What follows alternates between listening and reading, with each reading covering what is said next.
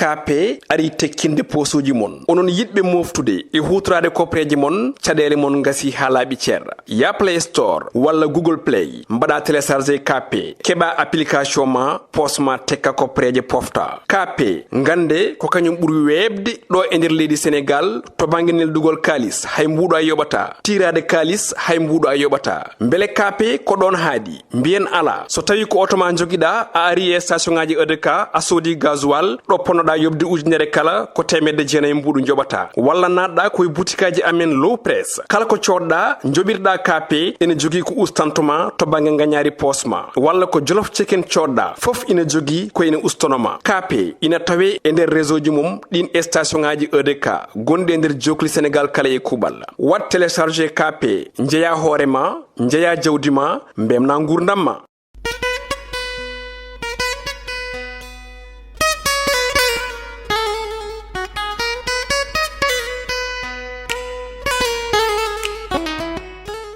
Assalamu alaikum bandiraɓe hettiyankoɓe yeɓiyankoɓe yaw Piindi TV bisimilla mon e ruɓɓindu jayndeli moɗon weltare min dañtay kala saaha huccidde mon non kadi min dañiri weltare oɗo subaka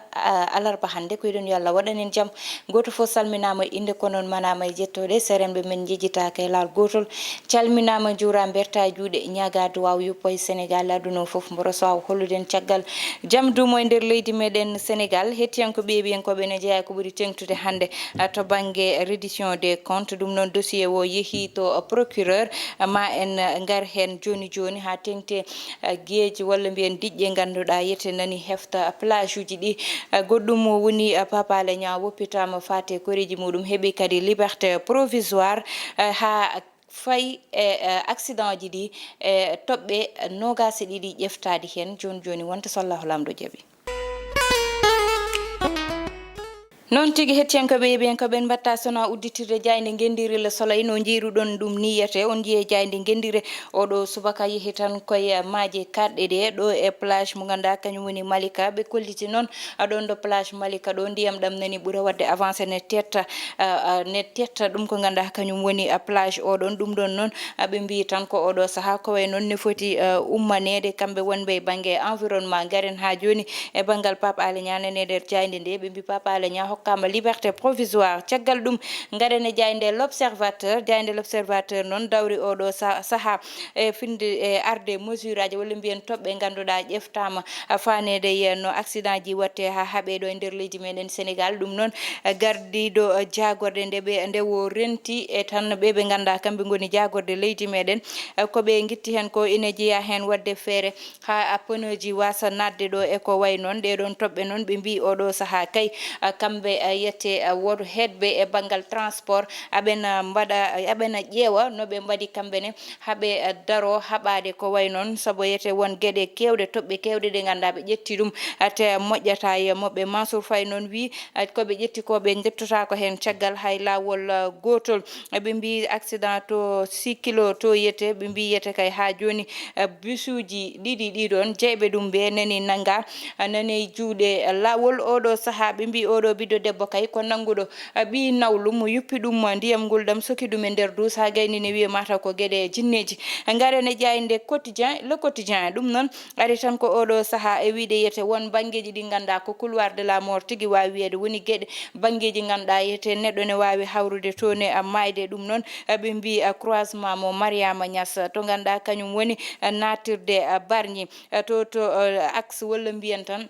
lawol Martin toon to diwan mo to wiyete Kër Martin to diwan mo Tataguine e o ɗo ganda kañum woni Jalamalari e to wiyete Diaroumbe toon noon e Sinthiou Malem e to wiyete Koussanar Thile Boubacar e tan ɗo ganda ko kañum woni taliji kewɗi limtade nder jayde nde ɓe mbi noon ɗiɗon banggueji ko banggueji ganda taliji ɗi welani pewndugol ngol moƴƴani ɗum noon ene ko ɓuuri hewde accident ji ɗi ko ɗiɗon bangeji dañata ɗum ko jayde quotidien le quotidien dawri ɗum e oɗo subaka ngaren ha joni jayde libération on ji tan ko ganduɗa kañum woni niɓɓiruɓe bindi titre aji moɓe hollide tan ha joni koye accident o wona ɓe mbi kay oɗon accident walla mbiyen accident ji dañoji e nder leydi meɗen guila nden ha joni ɓe mbi so ƴeewama hakkude janvier e septembre hitande ujunnaji ɗiɗi e nogas e ɗiɗi ko tolne ujunnaje sappo e nayyi e temedde jeegom e capanɗe jeegom accident ji mbaɗi ɗo e nder leydi meɗen Sénégal ɓe mbi ko tolni e temedde joyyi e sappo e jeenayyi yimɓe mbasi hen pittali mumen ko tolne ujunnaje nogas e tati e piccal capanɗe nayyi e nayyi ko ɓeɗon goni ɓe ganda dañi hen gañandeli ha joni tan ɓe mbi ɗo e nder leydi meɗen ko ƴewtinda hitande ko fayi yimɓe ene mbasa pittali mumen ne wawi limtede ujunnaje temedde jeeɗiɗi ujunere e capannayyi e joyyi ɗi ganduɗa ete woni 745 décès batteɗi tan enregistré ɓe mbi ɗum ɗon noon ne wawi wiyede yimɓe ɗiɗo nde mbawi wasde pittali mumen e tali o e ñalawma foof garen ha joni tan e voyageur uji walla taliji ganduɗa moƴƴani ɓe mbi ɗum ne jeeya ko addi caɗele ɓe mbi noon jeyɓe bus uji dañde addude oɗo jeeya ɗi kamɓe noon ɓe ɗo joni aɓene juuɗe lawol garene jayde source a ari noon e wiide tan mo ganduɗa kañum timmitini limore wasɓe pittali mumen accident o capannayyi woni oɗo ɓiɗɗo gorko kay kankone komo ganduɗa o ummino ko Dakar amo fano to koreji makko toon to diwan mo Tambacounda caggal nde ganduɗa o wayrino toon omo dari noon e duuɓi capantati e jeeɗiɗi ko liggotonoɗo comme gardien guila 2018 ɓe mbi noon tawɗo o wayri to koreji makko o rokka tan vacance uji gam yaade e Noël o wadde tan profito e oɗon saaha yiide ɓesgu makko nde o artata ko nden noon oɗo accident dañi o wasi fittandu makko e lawol ɓe mbi noon ko gueɗe ɗe ganduɗa ne muuse makko ne muuse koreji makko ha joni jayde source a keddotoɗen ɓe mbi yete kanko kay docteur Mbaye Thiam kanko o wi tan ko e toon e accident o kay ɓe jii hen gueɗe ɗe ganduɗa ko gueɗe musde saabu ko tolne capanɗe joyo e tato dañi ɓe hen gañandeli ko ɓen gadda toon to hôpital to yete ɓe mbi kay ne dañi jeeɗiɗo ɓe ganda ƴetta ko urgence heddi ɓe nde goni tan e réanimation ɓe mbi kay ha joni kanko oɗo saaha ɓe dari ko tolne capantato dañɓe gañandeli musdini heddi toon ha joni fodɓe waɗede opéré ɓe mbi nde addande wonɓe ganda e saaha he mbaɗama opéré ko tolni jeeɗiɗi ko rewi hen ñalawma keddiɗo wone ko noon woɗɓe nannama bloc ha tengti hanki wonɓe ganduɗa kamɓene ɓe nannama bloc gam waɗede opéré gañandeli ɗi noon son jiiɗi ande ko holɗum nane nder jayde source a garen ha joni e jayde besbi le jour jayde besbi le jour noon ari tan ko wiide yete to banggue cour des comptes kay oɗo saaha fuɗɗima tigui compte à rebours o fuɗɗima ne wawi wiyede yimɓe sappo e ɗiɗo noon indeli mumen innama e oɗo rapport ɓe mbi won ministre uji ɗi ganduɗa oɗo saaha indeli mumen koko innita hen ne foti notoyade kanko noon daraniɗo ɗo FMI o suuti kongude makko faade tan e banggue cour des comptes wi kamɓe FMI aɓena keɗo ko laamu Sénégal watta e ɗiɗo tuumaji pawaɗe yimɓe garane jayde vox populi ɓe gari ɓe mbi Pape Alé Niang nani sous liberté provisoire kono kadi e contrôle judiciaire ɓe mbi oɗo saaha kay hakkude addoɓe ponaji addoɓe autoji e kay mesure aji ƴettadi walla mbiyen toɓɓe ƴettade ɗe e ɗum noon woni ko jogori addude wasde nanodirale hakkude mabɓe oɗo saaha saabu ɓe mbi ko toɓɓe ɓe ƴettiɗe walla kuule ɓe ƴettiɗe yoɓe ƴewtu ɗum kamɓe laamu ngu saabu ne wawi addude caɗele e dow mabɓe ha tengti noon e carburant mo ganduɗa ɓeyditama oɗo saaha caggal vox populi garene jayde les échos on jiye oɗo subaka kañum ne ari tan ko hollidde Pape Alé Niang ɓe mbi nane sous liberté conditionnelle oɗo saaha kono noon totta ko toɓɓe tigui ɗi ganda waɗa ɗum respecté sona ɗum ruttide e nder dumbirdu ɓe mbi FMI kañum kay darima ha joni tan e banggue cour des comptes wiide totti ɗum nofuru nana heɗo ɗum e gueɗe ɗe ganda ko kañum woni innitaɓe e banggue mbuñaari nder leydi meɗen Sénégal garene jayde las noon oɗo saaha wi tan ko rapport mo Cour des comptes totti ɗum procureur non foti wadde liggey muɗum oɗo saha oɗon rapport nani juuɗe makko ɓe mbi coalition mo central syndical uji leydi meɗen Sénégal ɗo joni koɓe tan tikkuɓe saabi ɗum noon ko carburant ɓeyditaɗo ɗo e nder leydi meɗen Sénégal addi ɗum garen jayde li quotidien noon wi tan ko to banggue reddition des comptes to yete kay ɓe mbi ko transparence tigui manam hollide yimɓeɓe ko laaɓi ɗum ɓe kolliri saabu guure kewɗe ko waɗoɓe ɗiɗon enquête aji ko tan galleji liggorɗe ɗe ganduɗa yowitaki e laamu e ko way noon ɗum noon ne adda ko ganduɗa ko tan ko laaɓal wonata walla ine adda ko ganduɗa haala hewata hen garen ha joni e goɗɗo mo ganduɗa inita men woni modulo ɓe mbi gañendo ɗo joni ne wawi wiyede seɓori garen e jande Sud Quotidien oɗo subaka ari tan ko wiide état walla mbiyen laamu leydi meɗen Sénégal kay ne yette ɗo joni koye jakende tigui jooɗi saabu carburant ɓeyditaɗo o ne wawi nottade ha ko fayi e ko ganduɗa ko kañum woni no gurdam dam musiri ni ne wawi ɓeyditade hen kadi kanko oɗo noon mo ganduɗa to woni ko ASCOSEN ni wiye Momat Cissé ne woni vice président mo ASCOSEN suuti konguɗe makko fanude ko way noon e wiide makko tan ɗum ɗon ne wawi wonde ko teddi e tan soɗoɓe walla mbiyen yumman galle baban galleji en saabu ngeɗon ɓeyditare ni jogori musde e dow mo ɓe mbi ko tolne accident ji ɓe gariti hen ha joni jayde Sud Quotidien ɓe mbi ko tolne temedde 750 mbasata pittali mumen hitande foof e nder accident ji ɗiɗo e nder leydi meɗen Sénégal garene jayde direct news noon waɗi ko losko walla mbiyen dari ko ƴewtindade hakkude gardiɗo leydi ndi e premier ministre muɗum son ji nde ɗo jonde nde ganduɗa ko hakkude Amadou Ba e gardiɗo leydi ndi président Macky Sall ɗum noon ɓe mbi tan ko kamɓe ɗiɗo noon ƴewtindama sismoɓe jottowo goto fo ɓe ponno ko joɗade goto fo côte à côte kono ƴewtinda ko ɓe jooɗiɓe ɓe kuccodiri te kanko gardiɗo leydi ndi noon nde o ummi toon to ganduɗa kañum woni to waɗoyno conseil des ministres saabu conseil des ministres décentralisé ɓe mbanno toon to diwan mo Tambacounda ɓe mbi noon nde gardiɗo leydi ndi arti kadi fonno jaɓɓade mo ko Amadou Ba te ɗum ɗon ha joni ƴewtindama ɗum ɗon ne wodani ɓe mbite Farba Ngom nani suuto konngudi ko wiide 2024 woni candidat mabɓe ko président Macky Sall ala fo goɗɗo mo ganduɗa ɓe pawe muɗum hitere kanko Amadou Ba ɓe mbi e haalaluji makko so ƴewtindama laaɓal wonata hen saabu ko ɓuri hen hewde kay koko ganduɗa ete niɓɓidu saabu wi ko hakkude makko e gardiɗo leydi Macky Sall mawoya haɗo haaɗi foof ande ko noon tigui yaari ɓe mbi gardiɗo leydi ndi noon e banggue rapport mo Cour des comptes o wi tan ko yo premier ministre wat hen liggey muɗum manam yo wat hen losko yaajgo garene jayde Walf Quotidien kañum uddata damal oɗo subaka hande ɓe garti noon e konngudi FMI oɗo saaha wiide tan rapport mo Cour des comptes aɓeni paɗa hen ko ɓuuri hen labde foyete ha joni ɓe garti tan e subvention ji ɓe gartuno saabu ɓe mbi ko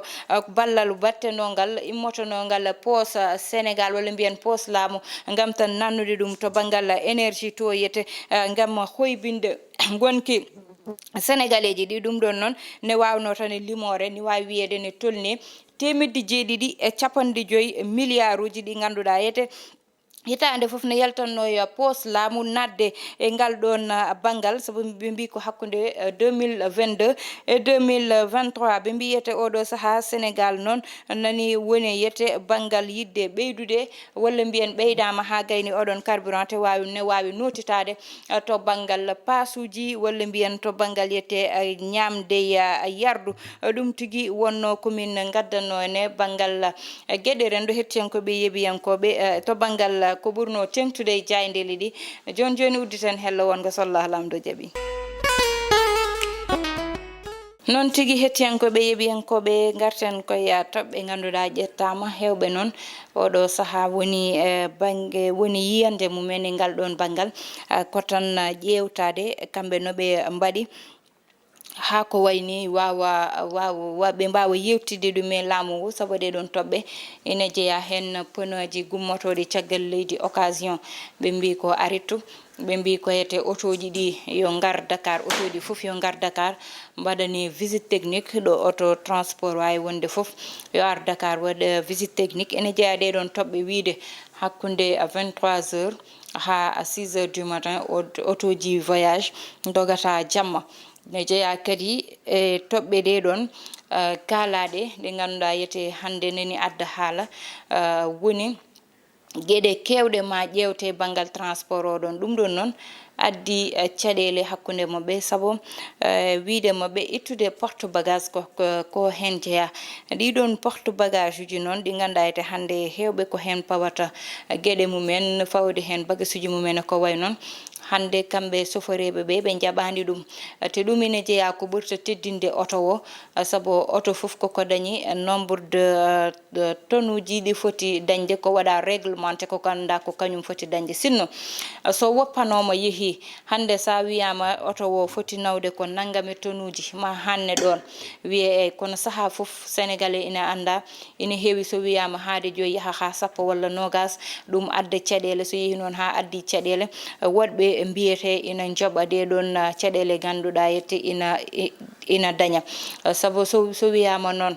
kamɓe yoɓe jiilo solution ji goɗɗi ɗi ganduɗa yete hande ma ande holno watte beele yilete ko autoji ganduɗa ko kanji mbatta transporté bagage uji ɗiɗon walla wodat entreprise uji ganduɗa kañum watta transporté bagage uji ɗiɗon saabu hande hoto ƴette tan kadi mesure aji ɗi ganduɗa ko ala va vite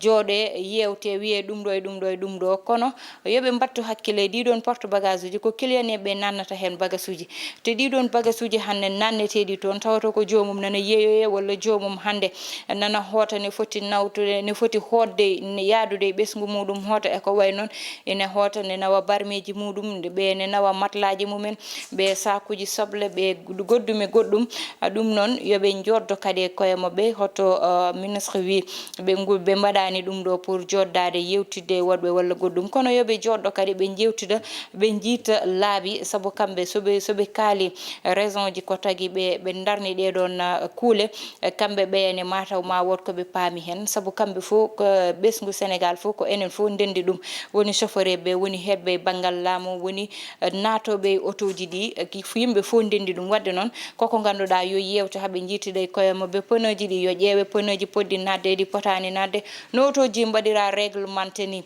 hande wiye moins de 5 ans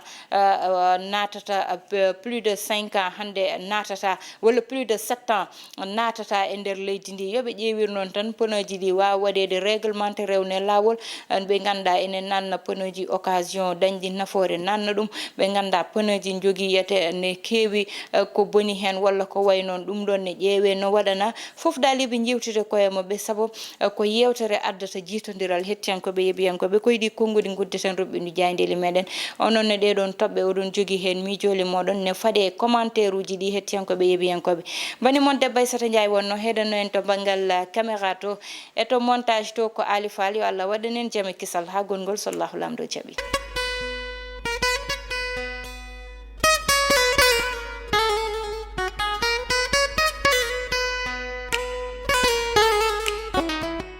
KP ari tekkinde posuji mon onon yidɓe moftude e hutorade kopreji mon caɗele mon gasi ha laaɓi ceerra ya Play Store walla Google Play mbaɗa téléchargé KP keɓa application ma posma tekka kopreje pofta KP gande ko kañum ɓuuri webde ɗo e nder leydi Sénégal to banggue neldugol kalis hay mbuɗo a yoɓata tirade kalis hay mbuɗo a yoɓata beele KP ko ɗon haadi mbiyen ala so tawi ko auto ma joguiɗa a ari e station ngaji EDK a soodi gasoil ɗo ponnoɗa yobde ujunere kala ko temedde jeenayyi mbuɗu joɓata walla natɗa koye boutikaji amen low press kala ko coɗɗa joɓirɗa KP ene jogui ko ustantoma to banggue gagnari posma walla ko jolof chicken coɗɗa foof ina jogui ko ina ustonoma KP ina tawe e nder réseau ji mum ɗin station ngaji EDK gonɗi e nder jokli Sénégal kala e kuuɓal wat téléchargé KP jeeya hoorema jeeya jawdi ma mbemna gurdam ma.